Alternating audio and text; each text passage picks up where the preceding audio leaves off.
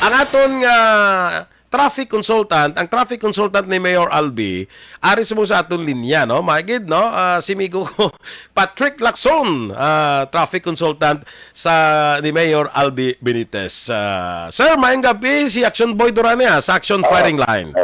Maayong gabi, Action Boy. Yes, sir. Mayo, thank you for the time, no? Nga ginhatag mo sa aton, no?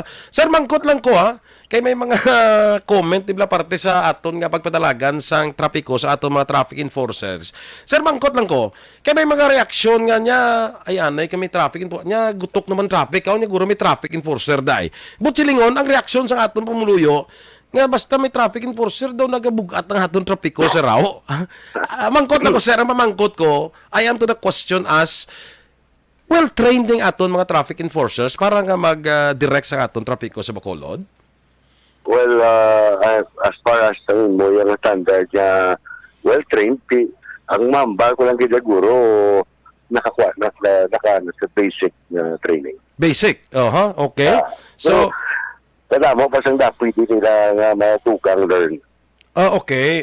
So, it is, ikaw mismo nagambal, nga ti basic training ng ila. So, damo pas lang sang dapat gitunan para nga masiling naton lang daw ti mayo kay may traffic enforcer da. Amo na taning gusto ta mabatian pala sa pumuluyo nya mayo kay may traffic enforcer, at least maka-direct mayo sa trapiko eh. It is not the case now eh. Ang reaction nila nga, ay ara may traffic enforcer naman ginutok na. Amo na sir, I think, would you agree with me? Well, constructive criticisms kag mga complaints kana na maski sa social media kag sa mga netizen ka lang mismo makaano ba si tanan na gina-welcome ang ida tanan nga mga opinions kag mga suggestions or ila mismo feedback sa aton mga traffic enforcers. In fact, may mga reports ka negative, positive. It's part of in general kung paano tani improve ng aton bitaw and of course traffic systems as that. Ari sir, netizens na sir niya, okay man na ang may saot-saot, may tiyog-tiyog, pero kung may sipa-sipa, mas niya, hindi ko intindi. Now that you mentioned saot-saot, ang traffic sa Iloilo nagpanyapon kami last week, 2 weeks ago, siya mismo nagambal na hindi gina-advisable for safety reasons. Hindi na siya appropriate for a traffic enforcer. Okay. Standard traffic ng pag ang Mudaw Brown di kang saot-saot. But it became a tourist attraction. Correct. Okay man. Pero hindi lang magpasobra kay may araw. Ako sa kay Chindi sir, kaya mo ni guro sitwasyon no. May sipa ang traffic enforcer, guna tugli. Wala kay Chindi nga guna tugli. Internet kita ko na siya ang saot. So internet maintindihan mo nang iyang sign. I'm just saying, opinions can differentiate ng lain man opinion kada tao. May iban din ng mga traffic enforcers na maglali sila sa dalan sa aton mga motorista nga nagpaugtas. Kag ang paglali sabi do may punto. Kita naman ang sila hindi sila kasabat. Kung ang itaider na huyan ka o kung maabusar ka ta. So dapat ang i-upgrade agad as much as we can. Can we do that, sir? Nga ma-upgrade din natin, na ma-level up natin ang training sa aton. Ako ya nagakuan ko saludo ko sa mga traffic enforcers na nakita ko na ibang gapatial sa init, gapaulan. Yes. Pero kinanglan natin din ang medyo level up lang training sa ila sa pagdirect sa traffic. Can we do that? In fact, of course. And ako gani, I want to start with the little things.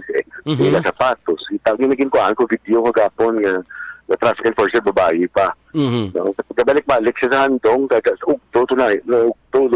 siguro 11 to 12, tanaw ko da. Kaya ginagawa ko sa video, pinatunan ko lang atong mga enforcers. So kabalik-balik siya sa shade, kainit ko sa sapatos, kita ko sapatos siya do letter nga do lipit ang takon dito siringgo do init sa spalto mo tindog sa ngalalan. Correct. Magamo naman ning buka ulan, dapat may mga kapote ni sila. So basic kung ang basic ng mga kinanglano nila kung paano tani sila ma-motivate kag ma-upgrade, masugod ka na sila comfort, sila mga gadget, sila like radio, ang radio system namon kailangan upgrade man. So ita na but ang akon ng overall function sa City Mayor's Office is more of doing a study and then ma-recommend lang, no? Suggest, Okay. ma-report, ma-update, enforcement yati, that's headed, bitaw is headed by Major Lipa. Sige, kabay pa sir nga makuha na, amo na ma-improve nato nina, ano? Yes. Sige. Sir, sa iloko bala sa line nga pamangkot. Sir, hindi nga itong mga traffic lights, ka-notice ka man guro, ka-observe ka man na, may mga traffic lights kita nga wala sang orange kang color.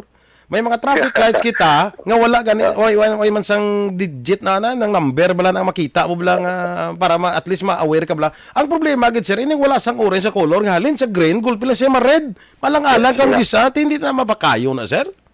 Oh, ina ka nami kayo kita nga bring out no. Ang immediate recommendation ko sila sa kay Major Lipa is patyo na lang na.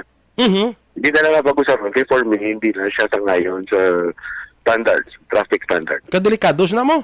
Oh, may 5 minutes na siya or 3 5 seconds or 3 seconds na siyang warning yellow dapat paber ka mag-red.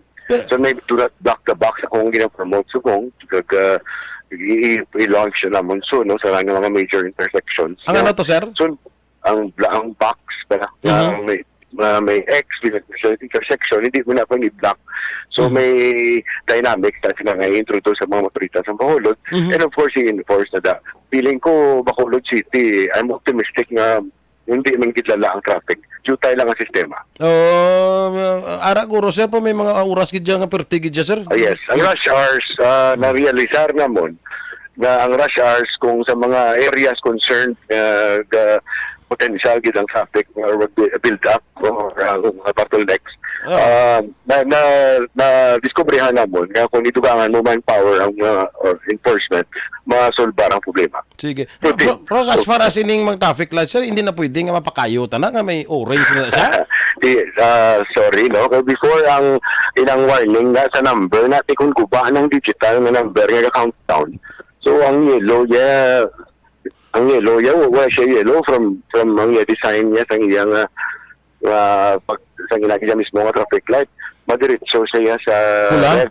Oo. So, para sa ako, hindi na siya acceptable sa traffic standard na traffic light. So, patyo na lang. I don't know, either pa kayo, calibrate, hindi ko sila kabalo sila. Pero pwede may muan aksyon. So, dapat, definitely, para sa ako, hindi ko na siya worthy mag-representar sa Bacolod City. Kabay pa nga may improvement on that part, no? Ano So, pa sir, si Mayor Albi, may ginapaabot na intestingan niya na ni 5 inisya moderno na ni kagto semi AI na nga traffic light na maka may adaptive sensor siya nga makita iya kung ng auto damo sa wala damo pa may mga kamera niya tanan so siya yung ma-decider kung red ka green ka yellow.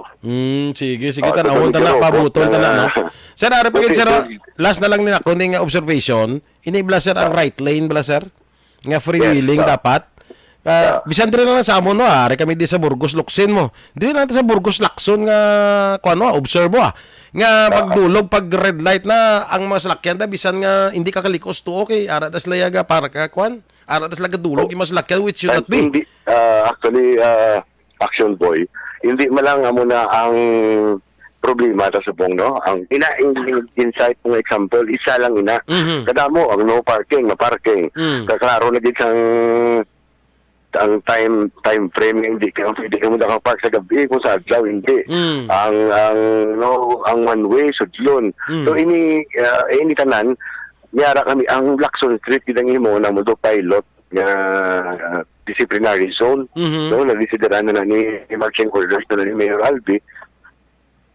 pag-implementar naman as soon as possible so ang ginahulat naman subong muwa na lang sa syudad. Sige. Kaya tanong ta sir kinahanglan may improvement kita kay alin sa una pinanay ka towing company amo man tagyapon ang muwa sang syudad with the towing company na ma-implement na kami. Sige. Sir Patrick Lacson, thank you for your time. Salamat. Salamat gid. Sige, okay. God bless. God bless. Patrick Lacson mga ka-action ang aton sining traffic consultant ni Mayor Albi Benitez.